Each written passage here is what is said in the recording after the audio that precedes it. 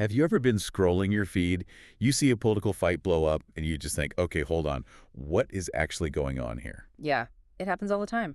It's, uh, it's tough sometimes to sort the facts from, well, fireworks, right? Yeah.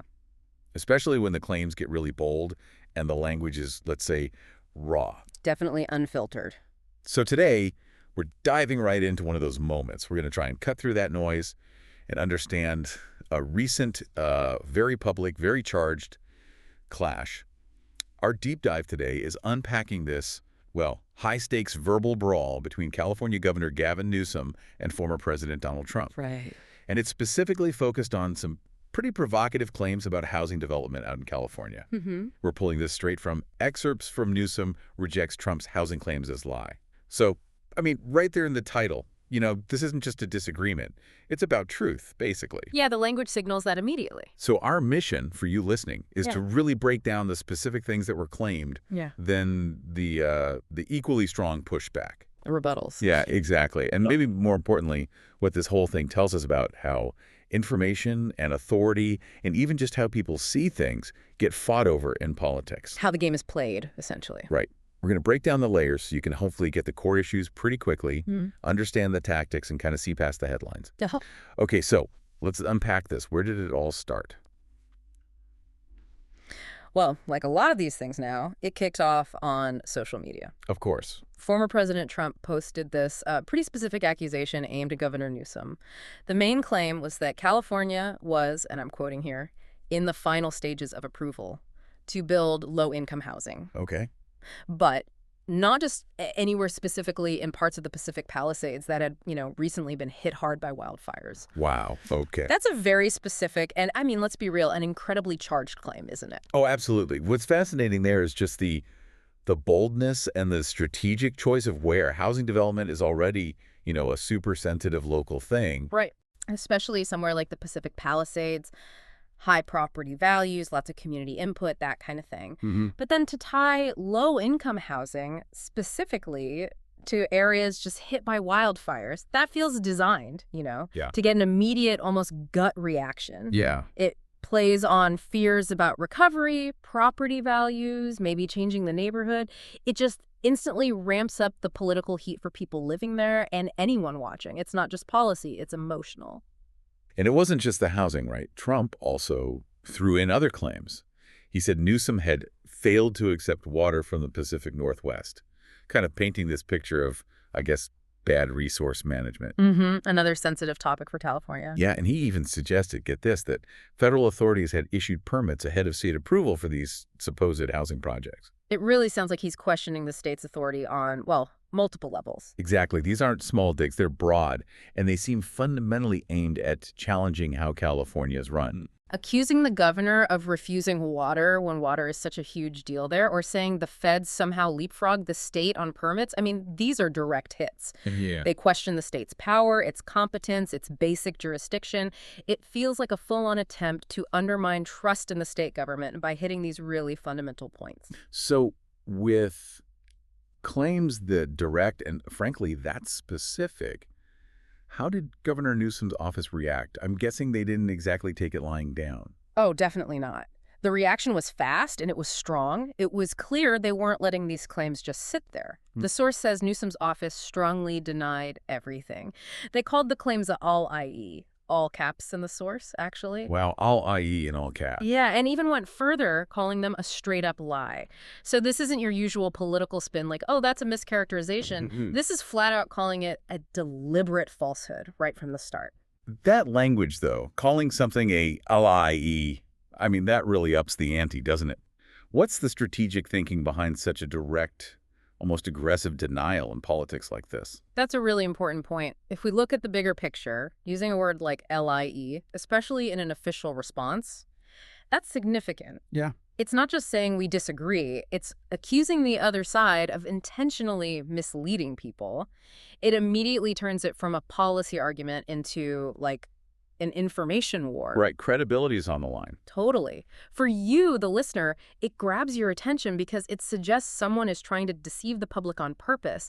It practically forces a fact check and challenges the opponent's whole basis for even speaking on the issue. It's a power move, really, to frame the whole thing from the get-go as a fight over truth itself. And Newsom's team didn't just say, nuh-uh. What struck me was that they seemed to go on offense, not just denying it broadly, but like getting into the weeds, fact-checking specific points. Exactly. That's where it gets really interesting. Yeah. What was the main thing they pointed to sort of dismantle Trump's story? Okay, so Newsom's communications team, the source says, actually listed out 6 specific claims from Trump's post that they said were false, point by point. 6. Okay. And the absolute key detail, the one that really underpins their whole counterargument, was about government authority. They stated very clearly that, quote, the state government did not have the authority to issue housing permits, which falls under city and county jurisdiction. Ah, okay. That single point is pretty fundamental to this whole thing. That jurisdictional point feels huge. But, I mean, even if the state doesn't issue the permit directly, couldn't a governor still influence things? Like through state funding or just, leaning on local governments?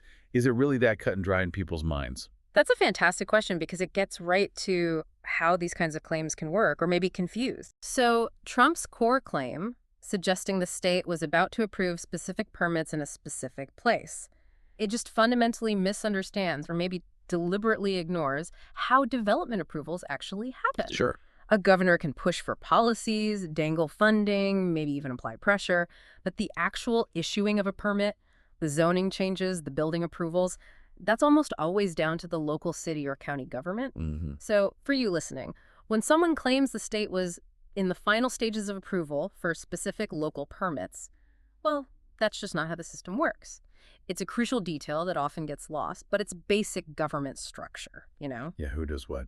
Exactly. This wasn't just about strong words. It seems like a tactic to move the argument away from policy details and onto who you believe more, which, let's face it, can be more effective sometimes than debating municipal codes. So that main claim about state approval kind of falls apart on that point. What about the other part? The federal government supposedly jumping in. Trump said federal authorities had issued permits ahead of state approval. Did Newsom's team hit that too? Oh, yeah. They tackled that one directly, too. They basically emphasized that, quote, there is no federal housing permit, which makes Trump's claim that the federal government had, quote, produced all permits, just inaccurate. Okay, so no such thing as a federal housing permit in this context. Right. It's another really important clarification for anyone trying to follow along. Federal agencies might be involved in, say, funding or environmental rules or setting big-picture housing goals. But the idea of the federal government handing out the permit for a specific local housing project, like Trump described it, well, that just doesn't match up with how government process actually works. So it's not just that the state didn't have the authority he claimed, but the federal mechanism he described. It doesn't really exist either. That really shows how the claims were put together. Precisely. That specific counterpoint really clarifies the whole permitting system. Claiming the feds produced all permits suggests a direct federal approval pathway for local housing that, well, as the source indicates, isn't there in that way. Right. So it shows either a major misunderstanding of how government works, state and federal, or, a deliberate bending of the facts about the whole approval process. For anyone trying to figure out who's responsible for what, these details are actually everything. And just to nail it down completely, Newsom's office also made sure to say that the governor's office had not approved rezoning for low-income housing in the affected areas.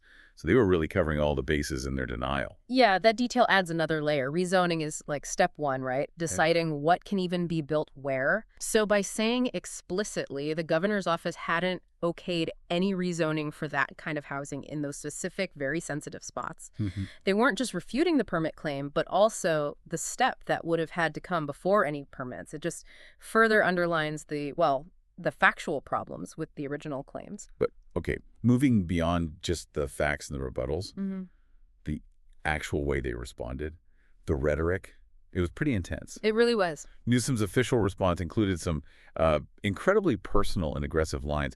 They actually wrote, and this is a direct quote, "Take your dementia meds, Grandpa. You are making things up again." I mean, That's not exactly standard government press release language, is it? Whoa, no, that's anything but standard. That style of communication is intensely combative. Yeah. It goes way past policy disagreement into direct personal attacks, questioning the former president's mental state. For a governor's office to put that out instead of, a carefully worded statement, that signals a very deliberate, very aggressive choice. It feels like it's designed not just to deny the claims, but to completely discredit the person making them. Make the messenger seem unreliable, basically. That kind of personal attack definitely escalates things, makes the whole environment more hostile. It's like throwing decorum out the window to provoke, not just respond. And it wasn't just that one line either. The source notes that Newsom's team has apparently been mocking Trump's heavily capitalized posting style in recent months. So they're fighting back on the rhetoric front, too, even down to, mimicking his typing style. Yeah, and what's fascinating there is seeing how these choices, the personal jabs, the mocking, even copying the social media style, they're all part of this bigger ongoing fight. Right, it's not in a vacuum. Exactly. The source explicitly calls this the latest escalation in an ongoing dispute between Trump and Newsom. It mentions they've clashed before over things like redistricting in California, and they trade blows pretty often on social media. So for you listening, knowing that background is really important. This specific fight over housing permits, it's not just about permits. It's like one battle in a much longer, very public, and often pretty nasty political war.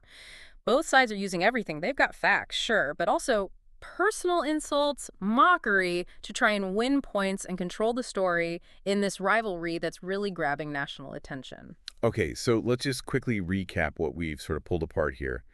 We had former President Trump making these really specific, politically loaded, and, emotionally charged claims about housing and water in California. Very targeted claims. Then we saw this immediate, equally direct, point-by-point factual takedown from Governor Newsom's office. Right, focusing on jurisdiction and facts. But the whole thing was wrapped in this incredibly intense, personal, and aggressive language from both sides, really taking it way beyond just a standard policy disagreement. And connecting this back to the bigger picture for you, the listener, this whole episode isn't just political theater, he said, she said. It really shows how misinformation can use confusion about government. Trump's claims worked because a lot of people aren't clear on local versus state versus federal power. It shows how quickly you can spin outrage from something like a non-existent federal permit or misunderstood state authority. Yeah, it makes it hard to know who's actually responsible. Exactly. It muddies the waters for accountability. Right. And it makes fact-checking absolutely essential for the public.